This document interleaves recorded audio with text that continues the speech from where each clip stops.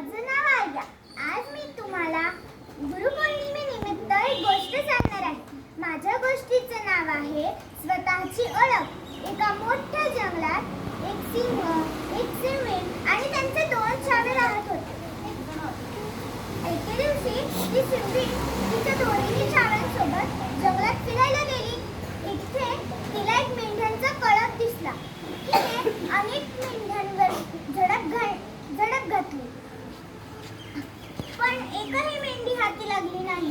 तिचा मोठा छावा पटापट पावलं चालत पुढे गेला तर मोठा छावा राहिला हळूहळू मागे चालत.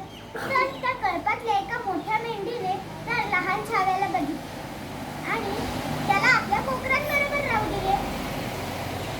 त्याची ती इतकी प्रेमानं काळजी घ्यायची की तो स्वतः सिंह आहे हेच विसरला आणि तो गवत खाऊ लागला व मेंढ्यांसारखा आवाजही काढू लागला.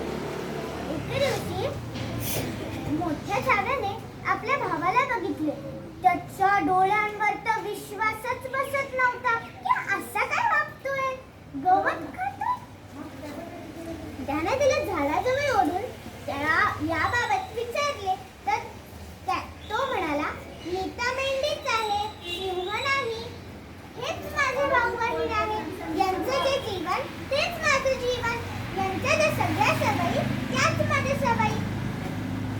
मग तो मोठा छावा तिथेच त्या झाडाखाली बसला.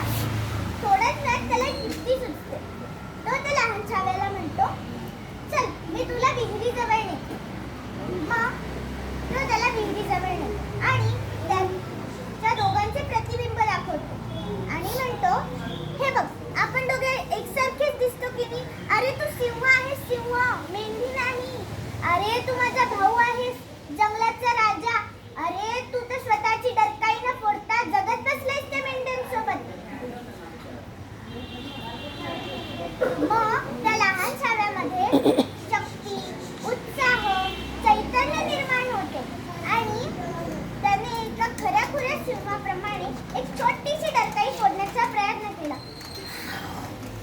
आणि तो म्हणाला, हे बंधुराज, आज तुमच्याचमुळे मला माझी हरवलेली ओळख पुन्हा मिळाली.